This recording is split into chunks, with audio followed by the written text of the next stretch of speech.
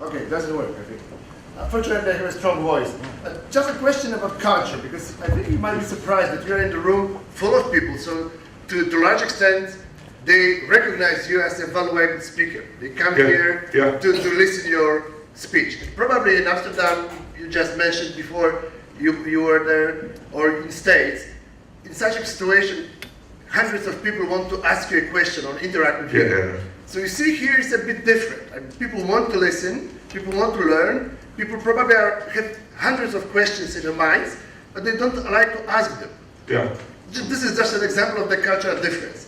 And my question is, to what extent your program, your concept of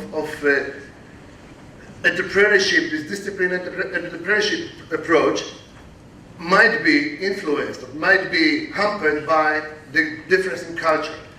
To what extent this kind of approach might be implemented every country across the world, across Europe, and to what extent entrepreneurship as a concept must be adapted to the different communities, to the different cultures. So this approach here, this is a really good point. This approach is a very disciplined approach. It gives you the skills of a Navy SEAL. So when you look at the Japanese or the Koreans, they love this.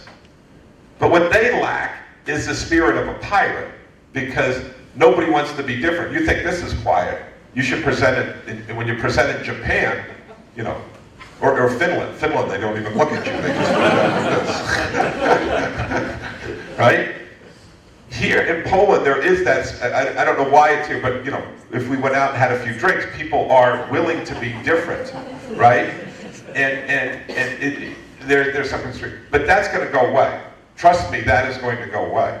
And let me just say, you know, it's not always been so. Everybody thinks the United States is just this bastion of just loving entrepreneurship.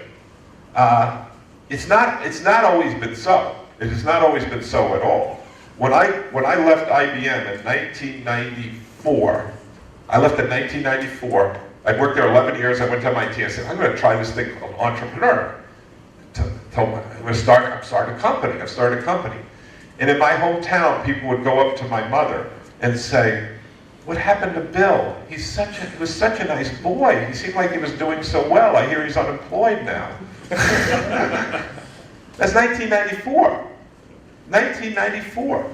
When I graduated from college in 1980, I didn't even know what the word entrepreneurship was.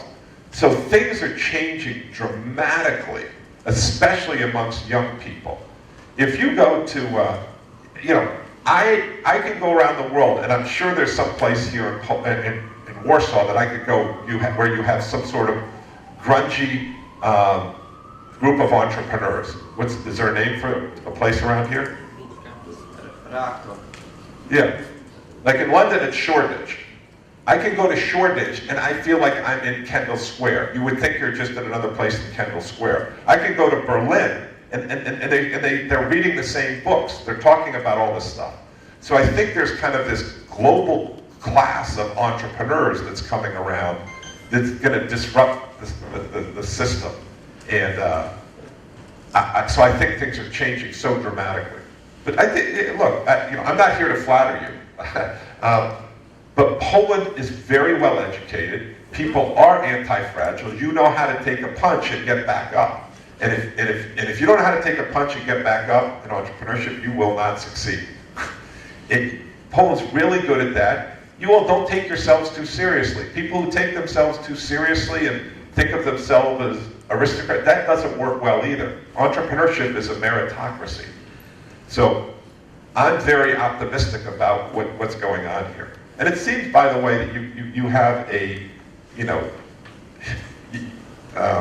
you might think that you're corrupt, you have a corrupt society. You're much less corrupt than most places in the world. That's my perception. It's a lot better. You have a democratic kind of